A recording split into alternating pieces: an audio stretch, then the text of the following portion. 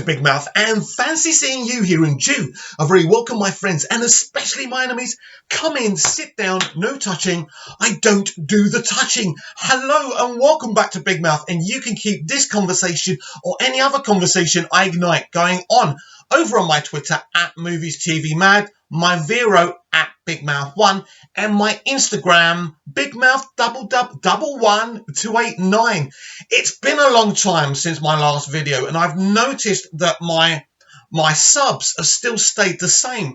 Thank you for not going away. I know that you're used to the dceu daily videos, but I've explained before, I've been here for nearly 3.5 weeks, here in the UK, away from home, to spend Christmas with family. Christmas is over. I should be going back this weekend. So the dceu daily videos will be every day, starting from Sunday.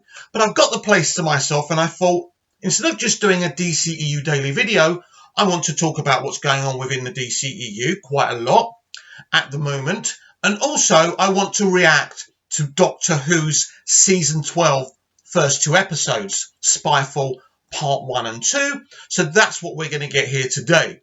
So, and this weekend, there was a whole lot of FA Cup football matches, as you Americans call them, soccer matches. And RT Snyder Cut did something very clever. Them and all the fans paid to have a Release the Snyder Cut advertisement on the pitch, on the hoardings, right? And it was very successful. It's funny reading one article saying we were all surprised by that. Of course, we wasn't. And there was no surprise because we were behind it. Again, this is how we win. This is how we do it.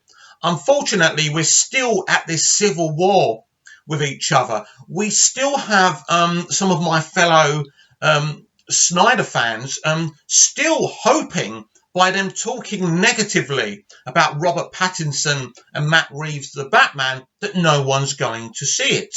You are wrong. You are wasting your oxygen. It's never going to happen. You are wasting your time. Since Walter Hamada took over, Aquaman has made $1 billion. Shazam made a very, very healthy profit. And actually, when you look at the merch that Shazam is shifting as well and selling, very, very successful. And Todd Phillips, the Joker, is now a multi-nominated and award-winning movie. So the Walter Hamada era is very successful. Whatever you say and whatever you do, you will not damage this.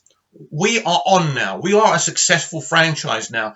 When I talk about success, I don't talk about how much Snyder's movies made opposed to Walter Hamada's movies. I talk about these are movies now the mainstream public are excited to go and see. That's not going to change. The only thing we can really affect here is getting the Snyder Cut released, because seeing Snyder's vision of Justice League doesn't hurt what Walter Hamada is doing.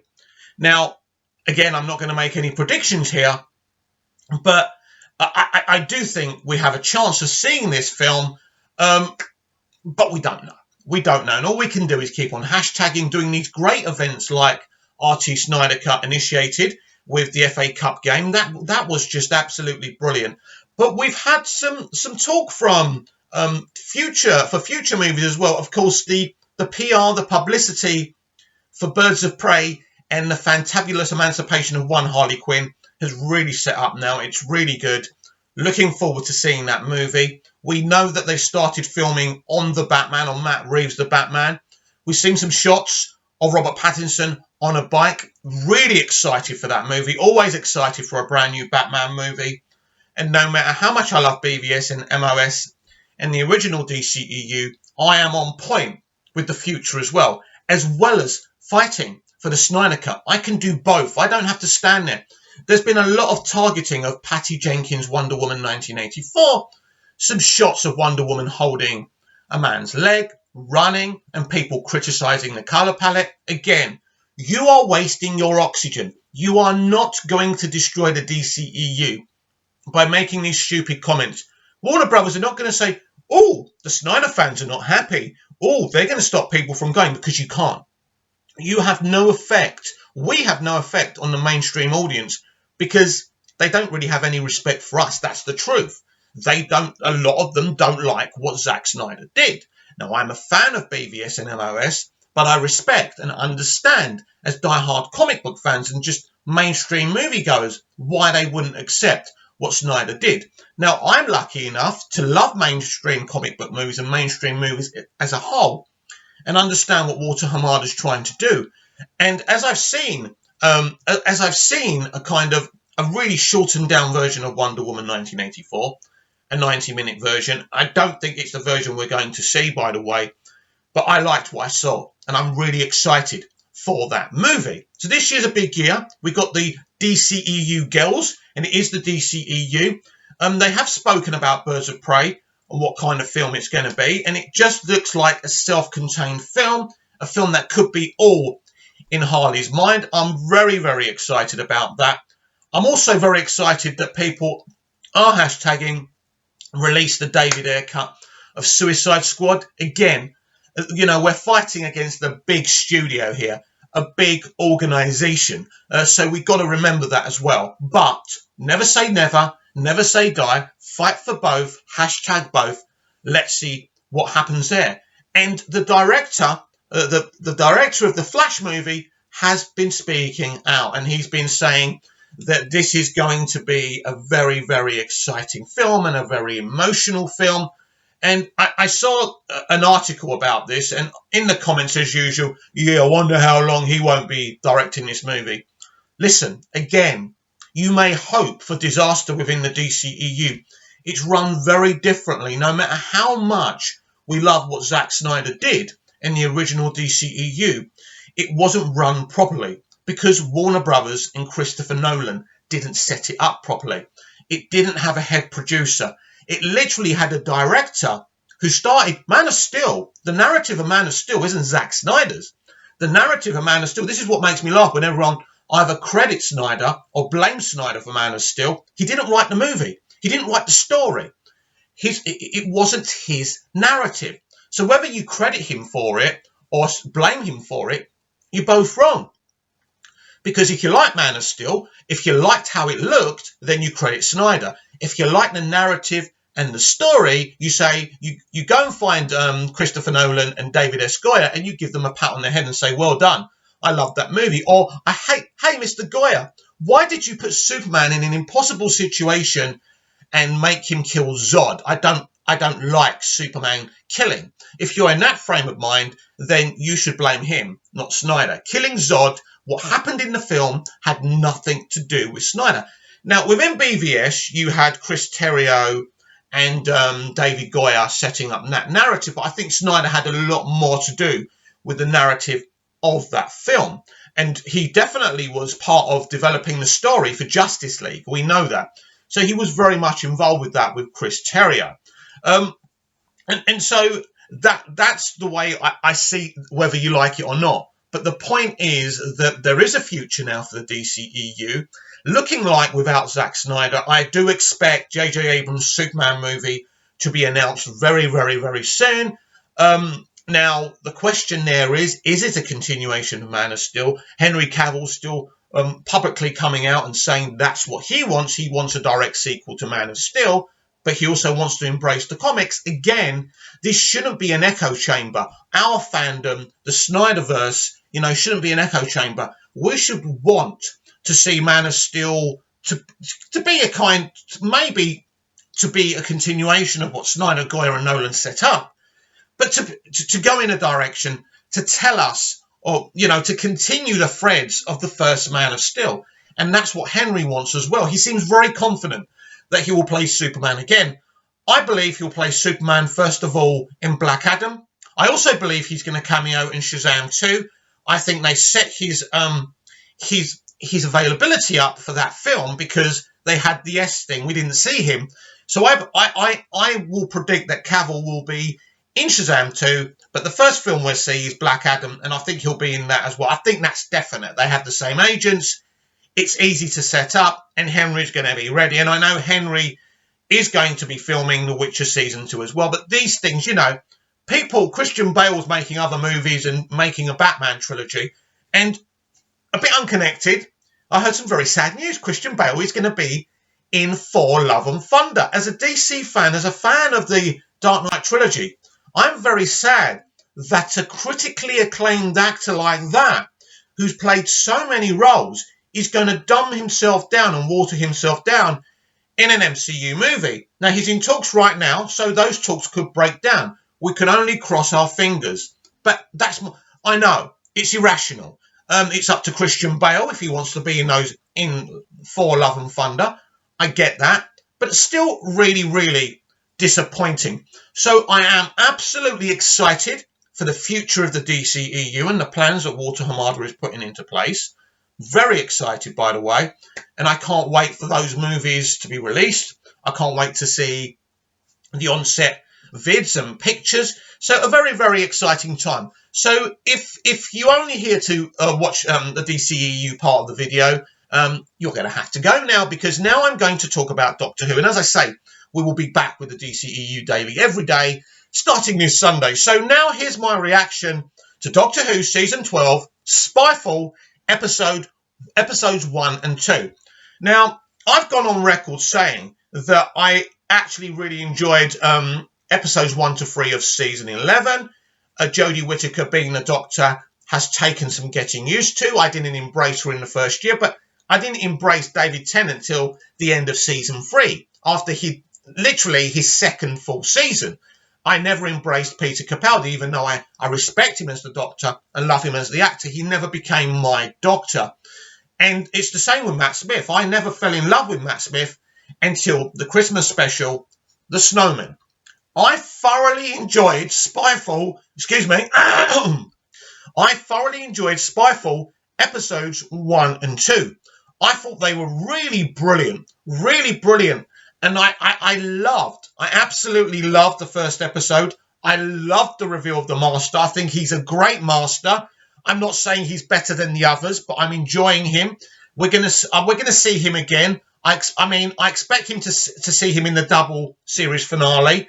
And then also, we were complaining last year where they set up the Timeless Child thing in the beginning of The Woman Who Fell to Earth, but they never spoke about it before. Now, I'm pretty sure about this. I'm being told from official sources that the Timeless Child is something that will play out throughout the Chibnall era. Chibnall and Whittaker are back for a third season of their version of Doctor Who. I know there was rumours in papers that she wasn't going to be in season 13. Absolute balls. She'll be back. No question about that. If I'm wrong, you can come and heckle me and say you know nothing. And I don't know much, but I do know I love you. A song. Anyway, so I spoke a little bit last. I think I've already spoken about part 1 of Spyfall. I really, really enjoyed it. Some great comedy, great drama, and the reveal of the Master is great. We now have a great Master. People saying that the Master's back too soon. You can never bring back the Master too soon. He's my favourite Doctor Who villain because he's a person and he represents relatability. As much as I love the Cybermen and the Daleks because I think they're great sci-fi concepts, I think that Master is that great villain, and he really is. And what I love about this Master, he's acting out. He's so angry. He went back to Gallifrey. He found out that the Time Lords, the Forefathers, lied to him, lied to the Doctor, and lied to everyone. So he nuked it. Now, for people saying, oh, we're going back to the RTD era, which I love, by the way, we are not. He's not redoing what we've seen before. Gallifrey is damaged, but it can be rebuilt. The Time Lords are dead. Everyone's dead on the planet, but the planet's still there. It can be rebuilt, and I believe they will rebuild it eventually. So I'm excited for that. So people saying, oh, they shouldn't have done that again. I think this is different because I think this is all to do with the Timeless Child. Now, who is the Timeless Child? As usual when these things crop up, like who's Clara, you know, and things like that, and who's what's her name? I forgot her name, but the woman that Matt Smith's Doctor was in love with, what's her name? I can't bloody remember her now. Anyway, we had all those questions, didn't we? We even had who's Missy? How can I forget her name? I'm losing it. Anyway, right? Anyway, when we get these things, you get this whole, oh, is it Susan? I mean, could Susan be the Timeless Child? I think the whole point of what's going on The timeless child is timeless. The timeless child is someone, man or woman, girl or boy, who's beyond time, beyond space. Because, not she, but I mean, I think it's a she, but I think it's timeless. Now, it's a timeless, it's a timeless entity. That's why it's called the timeless child. And it's something that we're not going to find out this season. As I say, this is a thread that will go throughout the Chibnall era. So that's really exciting. So we actually have had an arc from Chris Chibnall. He just didn't do much about it last season. And I think that left season 11 very empty. But so far, so good. I thought the Master was fantastic. I think the companions are a lot more improved. I like the fact when they cornered the Doctor on the TARDIS and said, "Who are you? We need to know." And she went through where she's from. And they asked her, "Can we go there?" And she goes, "Not right now." Do you understand? So what I'm saying is a fair point. That although Gallifrey's damaged, it can be rebuilt. She said, "Not right now." Maybe at the end of the season it'll be rebuilt. Maybe in the future. I expect Chris Chibnall just to do these 3 seasons. I expect Jodie Whittaker just to do these 3 seasons. But if people like, because so far, and let's talk about the ratings. The ratings are on average overnight around 5 million, 460 to around 5 million on average. I think that is solid. They're not terrible ratings. You could say they've gone down on this and they're not as big as this. Doctor Who ratings have been going down since Russell T Davies left, by the way. I think On Demand and BBC iPlayer will add just under about 2 million. So you're looking just under 7 million throughout the board. That's still fantastic numbers for Doctor Who. The fandom menace are still gunning for Doctor Who. Now, I was critical of season 11, but I wasn't gunning for it. Now, they're gunning for it, saying that fans hate it. The Rotten Tomato scores for the fans' part are low, and the critics are high.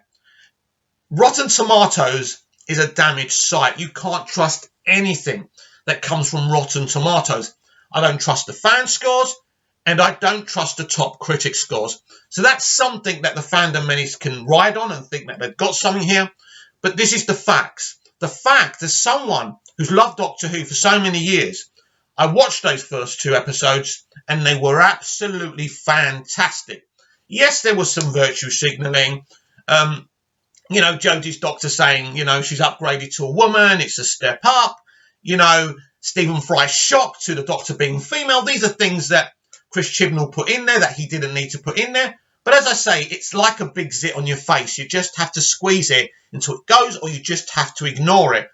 And I do feel that this is a very much improved show from last season. Spyfalls Part 1 and 2 were very epic, very exciting, with some fabulous sci-fi concepts. And don't forget, we still got the new Cybermen to look forward to, and I expect this Timeless Child arc to continue in the 2-part season 12 finale, but it will not be concluded. Now, whether or not he reveals who the Timeless Child is, because of course, the Timeless Child could be Yaz, could be Graham, and the other lads, that's another name I've just forgot. You're thinking you're not a Doctor Who fan. How do you forget these names? I'm not good with names. But anyway, right? Ryan, that's it. So it could be Ryan. It could be Yaz. It could be Graham. It's very, very interesting that a lot of fans have said Graham's a better Doctor than actually Jodie is. But I could see where you're coming from that. And even this thing when Stephen Fry's character said, "Oh, hello, Doctor," mistaking him for the Doctor. Was that Chris Chibnall kind of trying to criticise the fans for saying that? Or is there something? Is there something about Graham we don't know? It could be one of the companions. Making the companions the Timeless Child, although it wouldn't make sense unless it was explained narratively very well, could work. But as I say, the Timeless Child is timeless, which means it has to be beyond time and space. Now, this could be part of the reason, it probably is the reason, the Master nuked Gallifrey. So I'm very excited. I think in those final 10 minutes when she's in the TARDIS, the Doctor, and she sees the Master's kind of talking, explaining what he did and how the forefathers of Gallifrey betrayed them, I think Jodie Whittaker slightly became the Doctor for me. There's no question. Whittaker has got a great CV. She is a good actor. I don't agree with people calling her a bad actor. She's a good actor. She wasn't the automatic choice to play the Doctor. She really shouldn't have been cast, and she was only cast because of her connection with Chris Chibnall and Broadchurch. But I do think she's talented. I do think with some great writing, like we saw in Spyfall 1 and 2, she can become not a great Doctor, but a good Doctor. But personally, I wouldn't have cast Jodie because she really doesn't have that lead screen presence you need.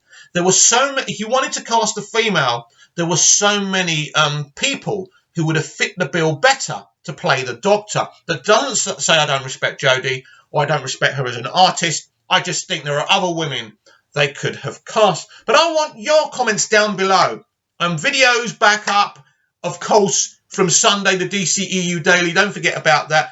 I'll be watching Doctor Who every Monday and doing reactions and reviews, not only on my Instagram, Big Mouth, was it 11289? As I said, I can't remember. I think that's it. Give it a try anyway. But here on my YouTube, I'll be doing reaction videos and reviews on Doctor Who and the DCEU. So any DCEU news or entertainment news, trailer reactions, I'll be back to normal from Sunday. See you then. Have a lovely day, and please like, share and subscribe the video and share the channel.